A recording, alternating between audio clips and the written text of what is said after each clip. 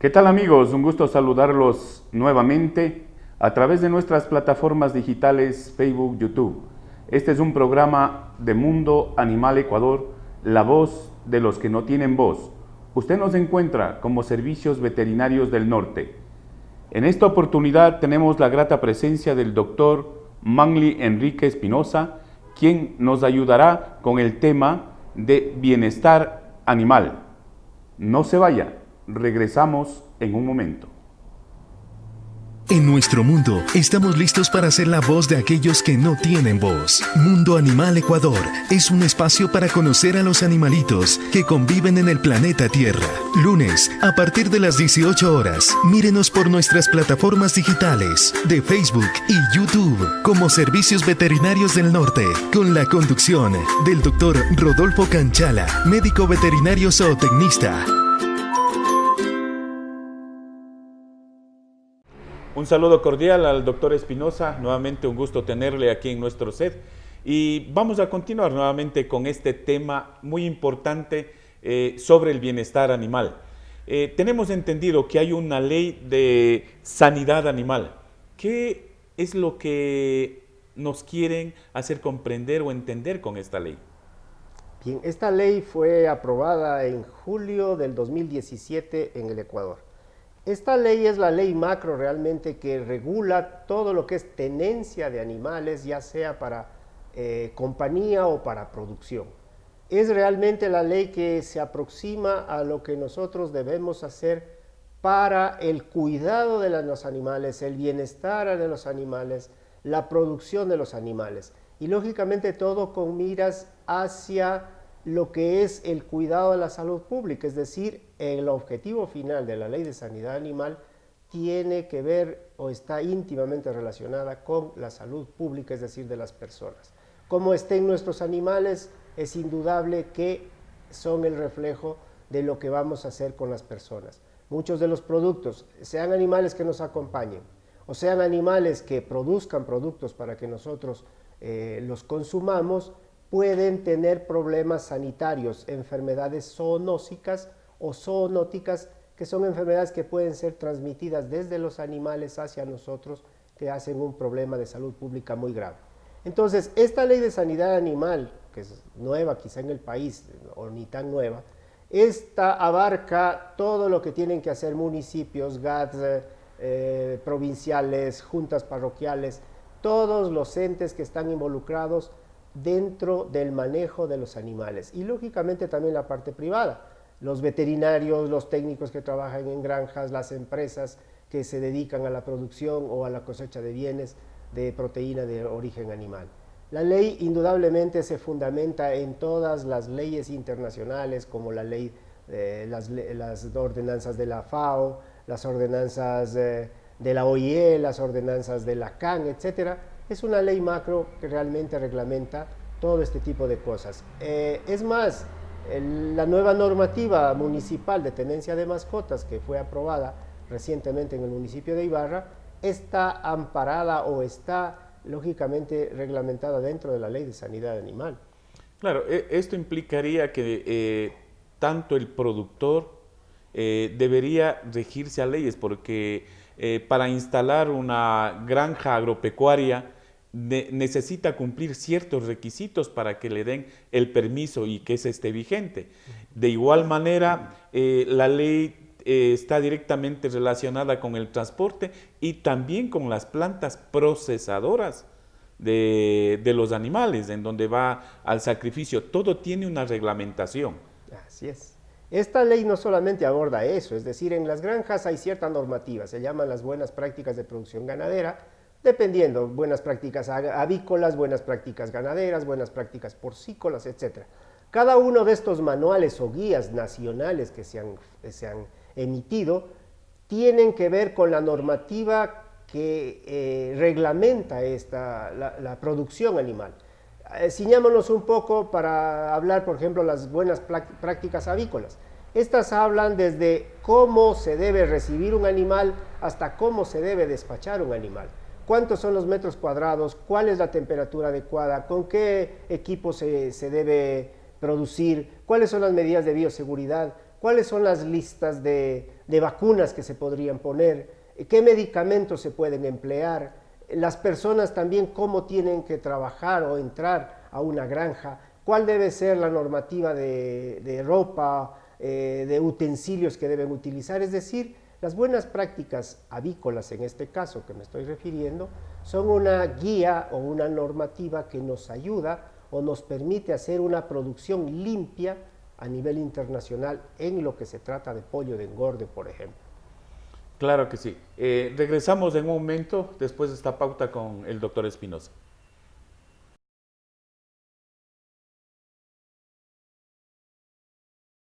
Bueno, seguimos con el doctor Espinosa topando este tema sobre las buenas prácticas de las ganaderías. Es importante, doctor, también ver, a ver, en las granjas, en las explotaciones, tenemos la crianza de nuestros animales, pero ¿cómo medimos esto? O sea, ¿cómo nos damos cuenta que estamos criando bien o lo estamos haciendo mal? Porque a veces decimos, no, yo meto los cerdos ahí, me dicen que debo tener una chanchera de 3x3 y para meter 5, 10, 15 animales. ¿Cómo medimos esto del maltrato animal? Bueno, la ciencia lo hace, es decir, hay formas de medir el maltrato animal, pero esto se debe hacer a nivel de laboratorio. Y de hecho esto está en investigación permanente. Las buenas prácticas ganaderas resumen todo este tipo de actividades que ya han sido investigadas previamente y por eso salen las recomendaciones.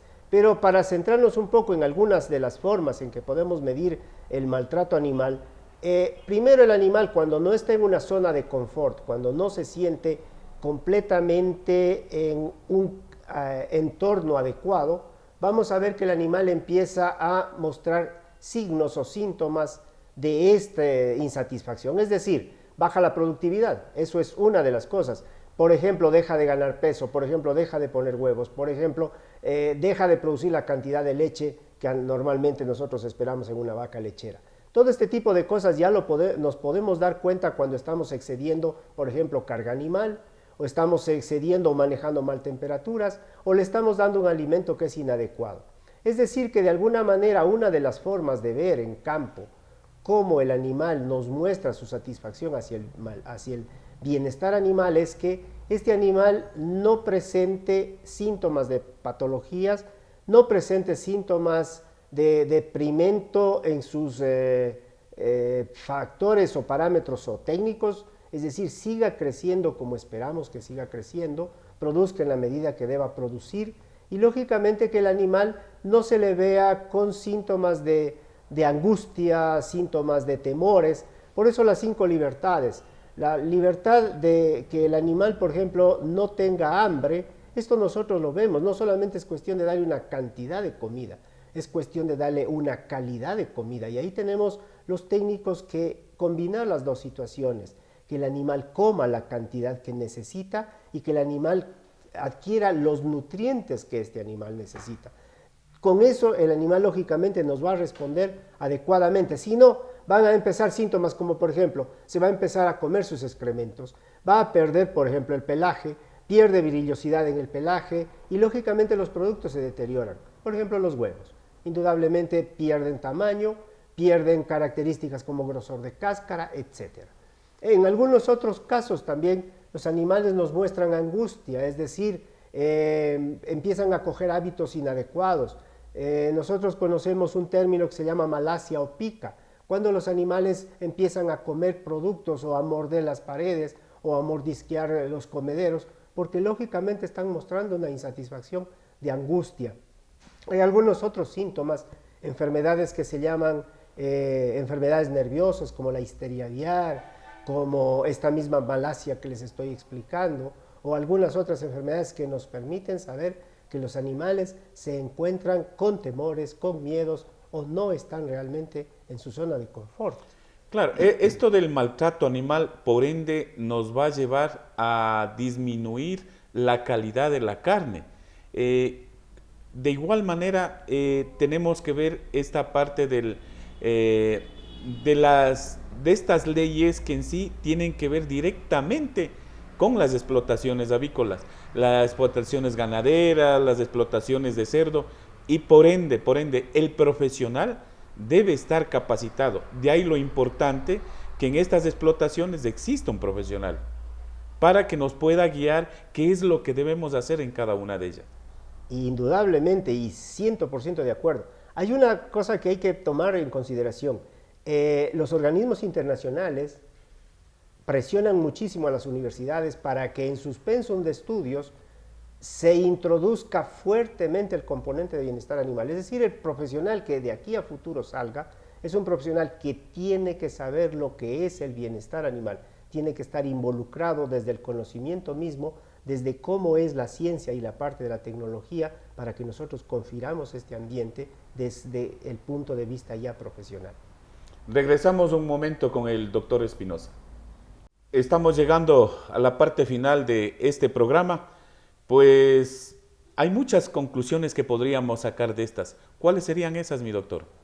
Bueno, la primera quizá de la fundamental es que nosotros tenemos que humanizarnos tratando bien a los animales, no porque esta palabra animal es así como peyorativa, como que animal. No, más bien nosotros nos volvemos humanos cuando realmente a nuestros animales, sean de mascota o sean de producción, con mucha más razón, porque estos animales de producción nos van a dar a nosotros un valor adicional que va a ser sus productos, y esto sirve para nutrir niños, adultos mayores, mujeres, etc. Desde ese punto de vista, sabemos que los animales utilitariamente son las especies que quizá nos pueden dar una de las mejores nutriciones que los seres humanos necesitamos para nuestro diario desempeño de la vida. Sí, todo esto se traduce en bienestar animal, relacionado directamente con la iniquidad alimentaria, que es que llegue un alimento adecuado a la mesa del consumidor. Hemos terminado esta entrevista, pero nos gustaría nuevamente volver a contar con usted, mi doctor, para hablar sobre un tema muy importante que tiene que ver con la ley que rige esto de los almacenes agropecuarios, de la gente que de alguna manera está vendiendo productos y que debería está reglamentado, hay una ley, pero que tal vez hay desconocimiento, y también en la población pues necesitamos que se entere que estas leyes están vigentes y que es necesario que sigan su curso. Doctor, agradecemos su presencia, un gusto haberlo tenido nuevamente en este set, y pues seguir hacia adelante para poder educar a la ciudadanía sobre temas de bienestar animal. Doctor. Muchísimas gracias. Como ven, queda muy abierto el tema, esto de bienestar animal, van a seguirlo escuchando, ¿no? Y con respecto a la ley de sanidad animal, es indudable que esto también tiene mucha cola todavía que armar, porque está recién vigente y recién se están implementando las medidas con respecto a esta ley. Agradecemos su presencia, mi doctor. Un gusto saludarlo. Muchas gracias. Agradecemos su presencia, mi doctor. Un gusto saludarlo. Muchas gracias. Esto también tiene mucha cola todavía que armar, porque está recién vigente y recién se están implementando las medidas con respecto a esta ley. Agradecemos su presencia, mi doctor. Un gusto saludarlo. Muchas gracias.